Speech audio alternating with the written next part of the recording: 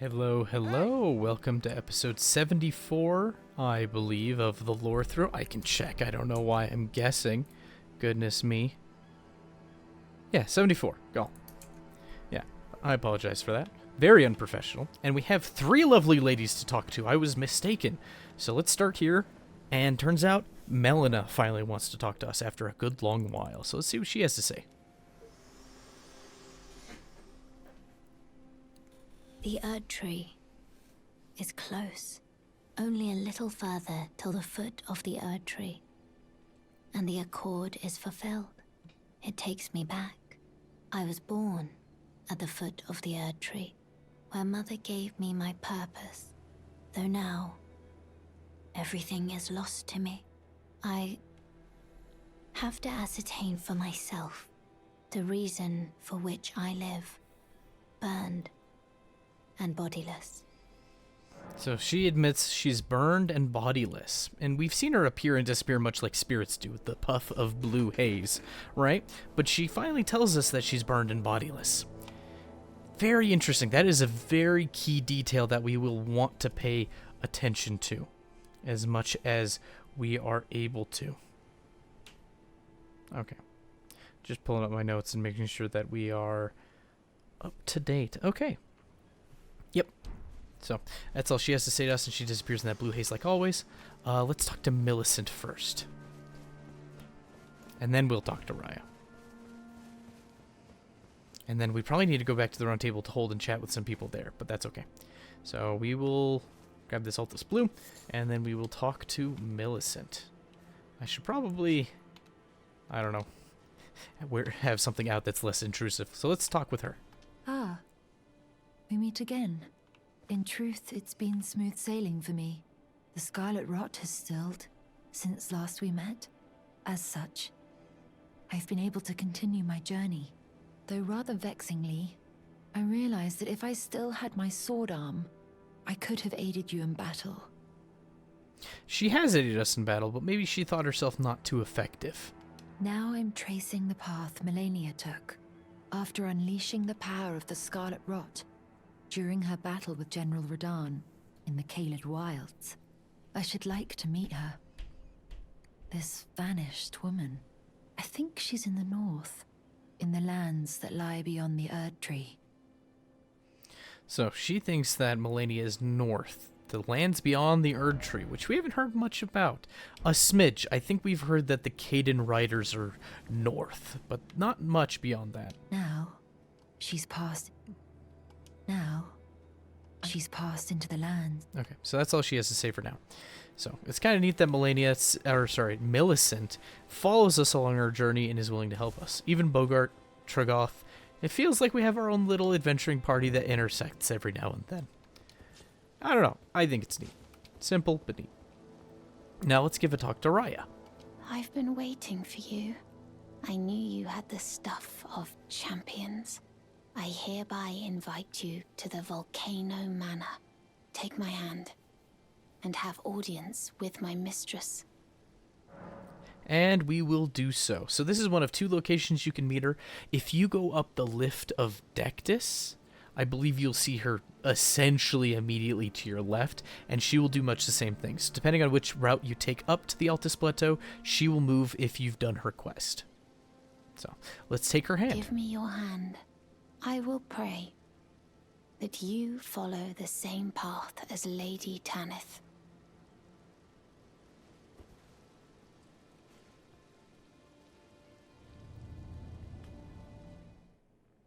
So it seems interesting that she can take our hand and take us somewhere, much like Melina could take us to the Round Table Hold. And we find ourselves in Volcano Manor, deep within the Mount Gelmir region. The lighting is very moody. There's a front door, and it's already open, actually.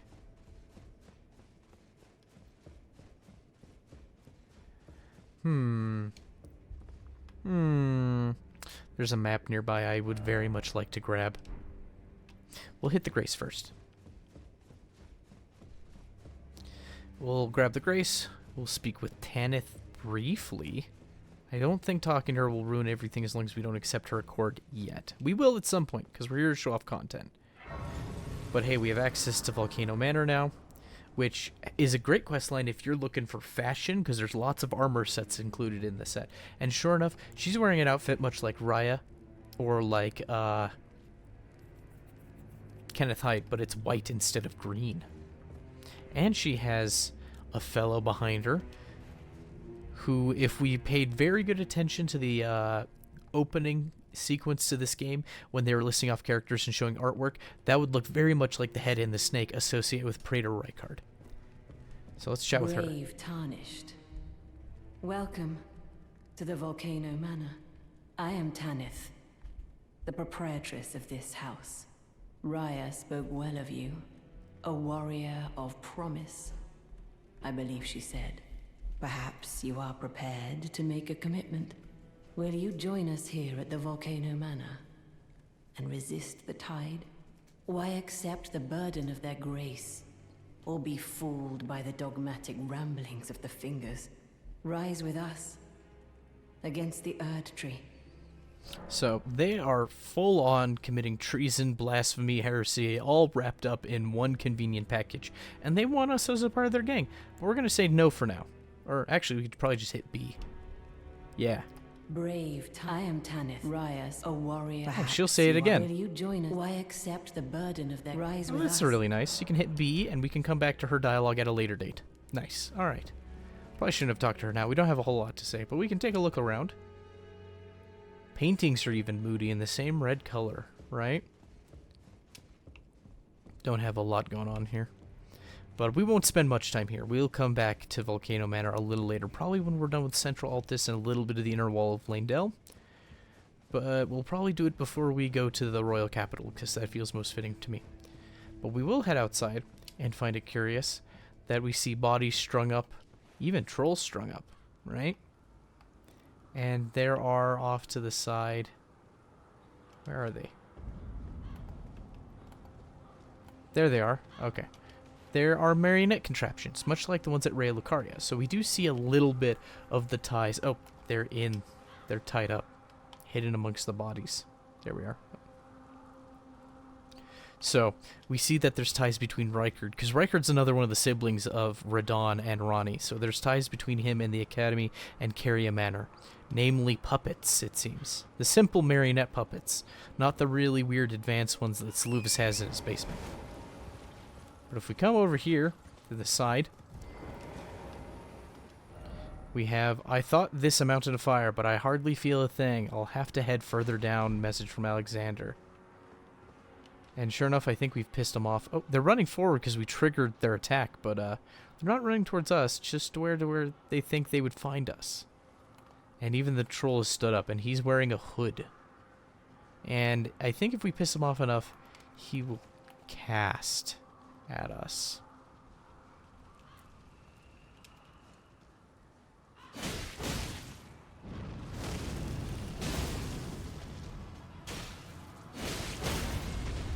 But I do want to deal a good amount of damage to him first. Don't kill him, don't kill him, don't kill him. Oh, good.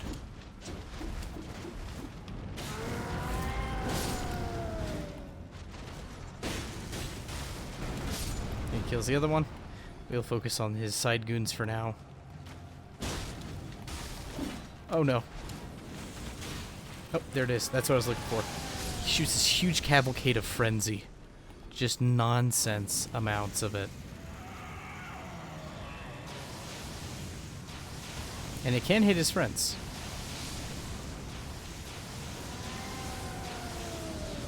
I can't believe we dodged as much of that as we did. Oh, we got stomped. Interesting that he's the enemy of choice outside Volcano Manor.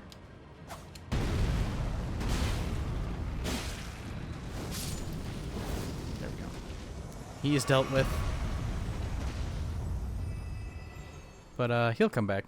Seems interesting that there's a whole hodgepodge of themes and characters as well as enemies helping out the Volcano Manor. We've got marionettes outside, likely from Rykard. We have a frenzied troll. Where did he come in contact with the Flame of Frenzy, huh? We have Lady Tanith with her strange nobleman's outfit. Raya as well. I want that.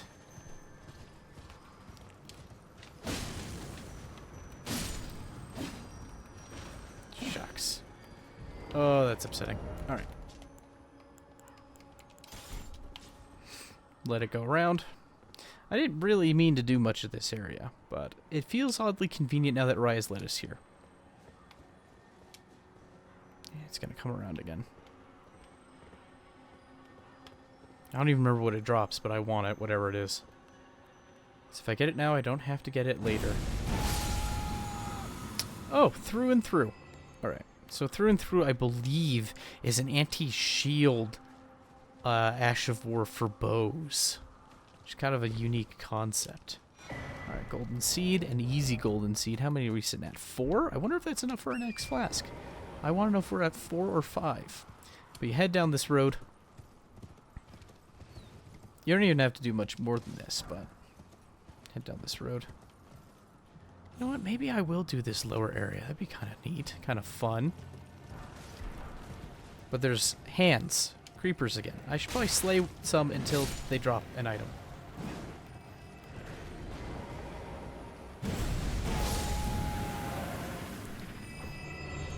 Yeah, they drop level 4 somber stones, so the ones that carry a mana drop level 2s, these drop level 4s. If you wanted a bigger, better one, there's your option. And we're switching weapons now because finger creepers are mean.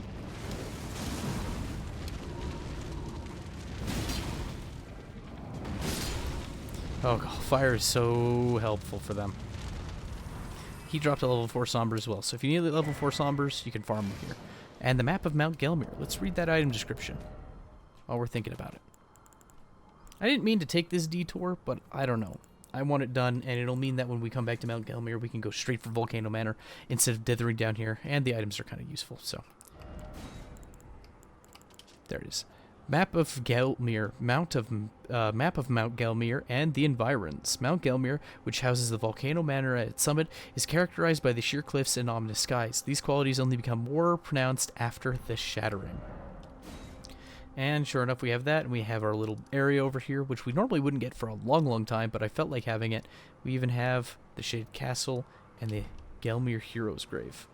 Let's see what this ghost has to say. He looks like an old nobleman. He's got the old noble outfit.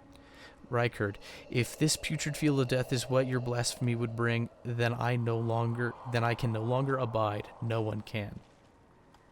Lord Rykard. So, Lord of Blasphemy. It seems that he has fallen the farthest of the 3 siblings. He was probably the middle child as well. Poor middle children. Oh, we can upgrade our flask. Did you see that? We will do precisely that. And allocate chat. Yeah, 8 and 4. 8 and 4 looks good to me. That's always a good sight to see. We have a summoning pool. Corpses tied up. And I think there's enemies back here with sacramental buds of all things.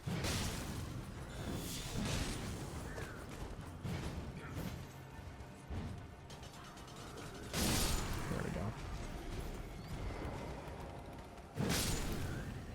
So, need a couple more sacramental buds. There's a few here. Anti-rot items are always welcome. A couple mushrooms to go with it. I think I'm going to pull out the lance again, because I think there's a boy I want to poise break. So there is a single flaming corpse here. This is a trapped flaming corpse. I don't think he does anything to us. Seems pretty passive. Maybe he'll attack. Oh wait, no, he's going to try to explode. And it turns into a horrible worm face monster. So we can show off his head a little bit there. It's got these horrible pock marks, worms growing out of it. He still has ears. But if this is what Rykard's blasphemy is wrought, I don't want none.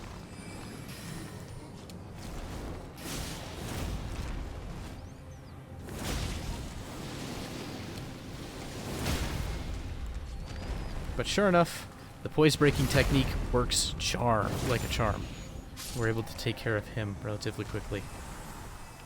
Interesting that he fizzled, and then the body that exploded also fizzled, and a larval tear.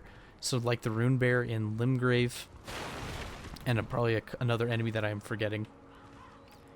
There are things that seem to be transformed in shape by a larval tear. From something small and meek to something large, disgusting, and imposing. A rune bear, a worm face, much more trolls. And here we have, oh no, Lord Rykard, what have you done to Mount Gelmir? You have destroyed a minor Erd tree. That's a pretty grave blasphemy. There are such beautiful things. Why would you do such a thing? Alright. So here we can summon our buddy.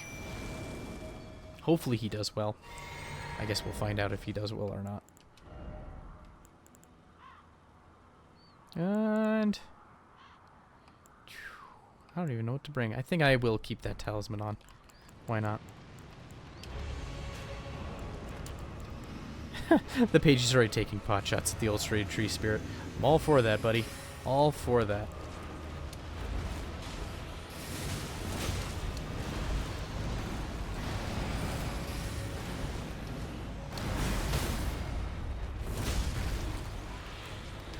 Maybe I can get a face stab in while I'm at it.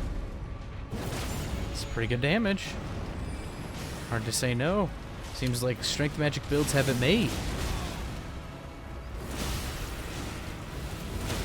Ooh, we could break his posture before he could finish his explosion attack. That's amazing. Oh my gosh. Feels like I'm cheating. I kind of am. I've found out the secrets of poise. My goodness. I don't even know if the page did well. He was just here. He lived. He didn't take any damage. I assume his damage is okay. They're pretty aggressive enemies. So we get the Leaden Hard tier and the Cerulean Crystal tier. So let's take a look at those. So the Leaden Hard tier, a crystal tier formed slowly over the ages, where the Erd Tree's bounty falls to the ground, can be mixed within the Flask of Wondrous Physic. The resulting concoction temporarily boosts one poise. If I remember, it's like 8 or 10 seconds of basically infinite poise, or a silly high number, right? So you could use this for trades, for huge damage output. And then the Cerulean Hidden tier, this is a really neat one. So the effect is that the resulting concoction eliminates all FP consumption. However, the effect is only brief and will quickly expire. So if that one is for about 10 seconds, infinite mana. So if you have a channeling spell as a caster that just keeps going so long as you have mana and stamina, if you combine it with that Wondrous Physic, you can have some pretty gnarly combinations. There we found a golden arrow, which is a regular-sized, holy infused arrow. I wonder if it has any lore associated with it. Carved arrows made in tandem with the Erd Tree bow deals holy damage, highly effective against those who live in death, and able to prevent them from rising again. Interesting that it mentions it on that and on the big ones. Maybe they both do it. Or maybe they do separate things because the big ones provide a buff for you and your team. And sure enough, we have more of these boys hanging about. I'm going to go carefully, grab the item, and we are going to leave. Actually, it's probably faster to kill these guys and then teleport away.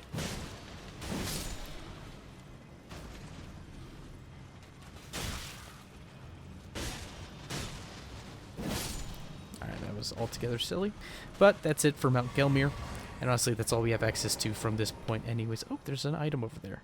I want to know what the shiny has. I have so many arrows in me. Okay. Alright. Goody. What a fun tangent. And honestly, the infinite mana is such a good mix-in for certain builds, especially casters, that it might be worthwhile for you to take a dip here as well, just like I did. But now we are going to head back to the Erd Tree Gazing Hill and continue on our trek. Well, actually, thinking about my notes, I think now we're going to head to the Lift of Dectus and take that up and see what that's like. So let's do that. Lift of Dectus. Somehow it is raining in here. Thank you, Liurnia. And I don't think we have a finger reader nearby. Not here. No. Okay. We do have this ghost, though. It's there somewhere. Another path leading to the foot of the Erd Tree. An ancient tunnel. So we did take that. We took the ancient tunnel. It worked very well. But look at this. It doesn't look like an elevator or a lift of any kind. It looks like a temple embedded in the rock. But sure enough, it is this huge circular platform. I believe the split is here-ish. So everything beyond these little torches lifts, which is just ridiculous. I mean, you could have an army on here. Godric could fit up here on this first part. Now, you'd probably have a little trouble squeezing through that if he needed to. But I think, I don't know. But let's hoist the medallion.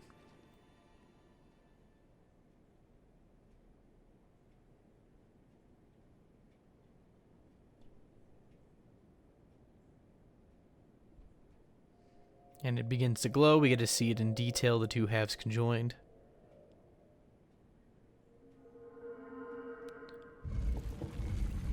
Curious how it causes the little gems on the front of their visors to glow. These seem like more primitive or early versions of the Erdtree Sentinel that we saw at the beginning of the game. Maybe lighter armor variants.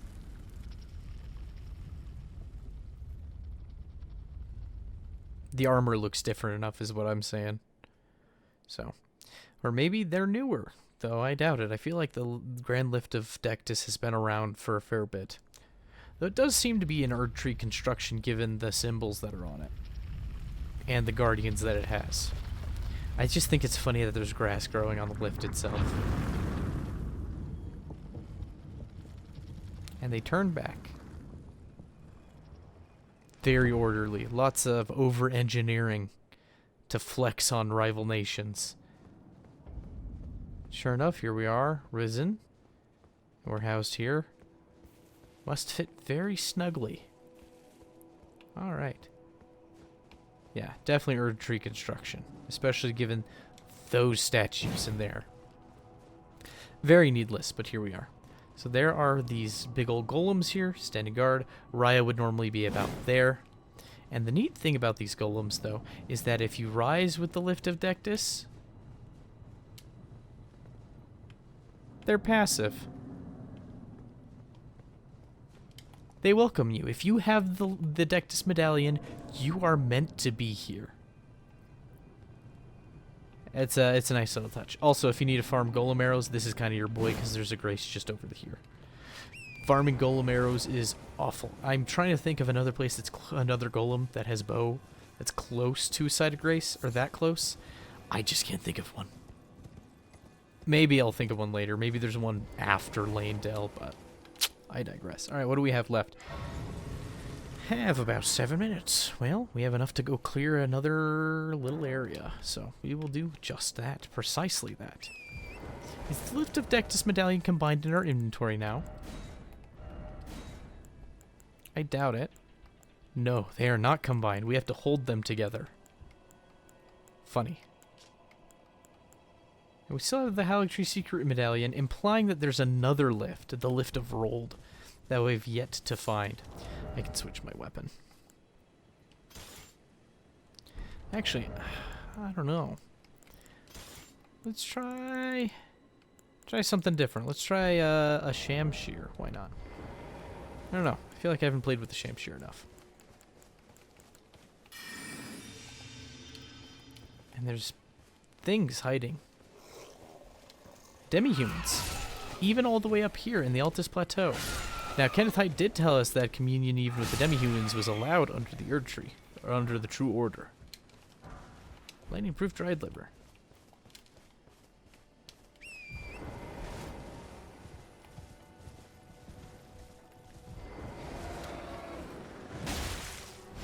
I somehow backstabbed him even after he hit me.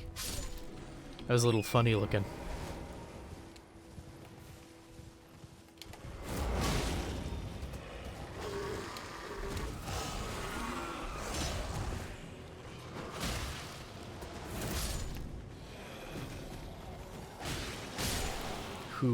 The speed of the Shamshir. And its damage ain't too shabby neither with this buff. 511 AR, 152. And these things probably don't have a lot of resistances, making it even better.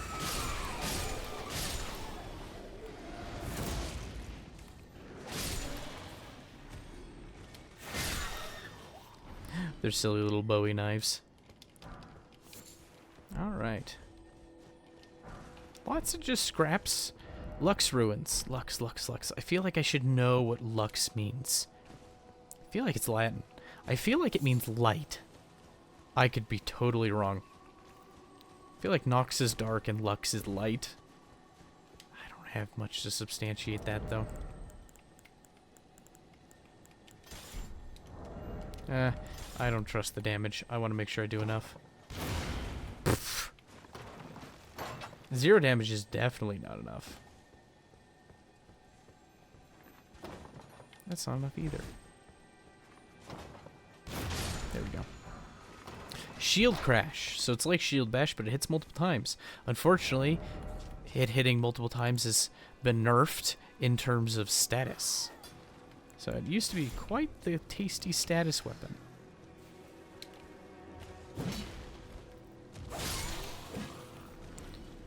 Unfortunately. Like bleed, poison, you'd stick that on a great shield, and then you'd do shield crash and you hit an enemy multiple times and you'd get the status proc really easily. They felt that was too strong, and they nerfed it, which is kind of silly because it's pretty easy to avoid great shields in general. It's kind of a sad thing for them to decide to patch, in my opinion. This is probably a horrible place, but here we have Gilika. The demi-human queen, and they're just taking pot shots. Look at them; they don't care. She's already mad. She's already thrown away her staff. Golly, they're just raining arrows. Maybe they are good at medium range. We'll let them do their work. Wow. I mean, in terms of just fire rate, they are kind of unmatched. Sure, Latenna's got range and fires super homing triple bolts, but dang, I should try these boys out again. That was a lot of arrows. And then again, maybe an unarmored target that has a medium health pool is kind of perfect for them. But down here we find the Ritual Sword Talisman, which is a neat little piece of lore. Let's take a look at that. A talisman patterned after swords used in ritual combat held to honor the Erd Tree. Raises attack power when HP is at maximum. The practice had died out by the age of King Consort Radigan, meaning it was in practice in the time of Lord Godfrey. But remains of the arenas where ritual combat took place can still be found in every land. And you know what this looks like? Given its coloration and shape, kind of looks like the swords that the Crucible Knights use. And we know that Lord Godfrey, of course, overlapped with the Crucible era, and it seems to make sense that the Knights were probably under his command, at least in a general sense. Makes me wonder if, before they shifted totally out of the reign of Godfrey, he was hounded from the lands between, if perhaps they had this intermediary era where they had won their wars, or at least most of their wars, but they needed to keep their crazy warrior culture alive, and so the Colosseums were a means of doing that. We do know in the Colosseums that they beat up gladiators that wore signs of the serpent, and the serpent is a universally hated symbol. And now that we've gone to Mount Gelmir, and we know a smidge of what has happened to Rykard, he has somehow cavorted with a serpent of some kind.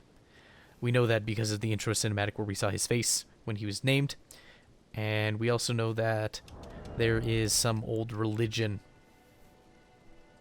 Yeah. An image of an ancient serpent deity and a tool of a forgotten religion practiced on Mount Gelmir, right? Formerly used to offer up sacrifices to restores HP upon slaying an enemy. It seems that Rykard has made himself an enemy, allied with a serpent of some kind. Possibly the serpent deity, possibly somebody else.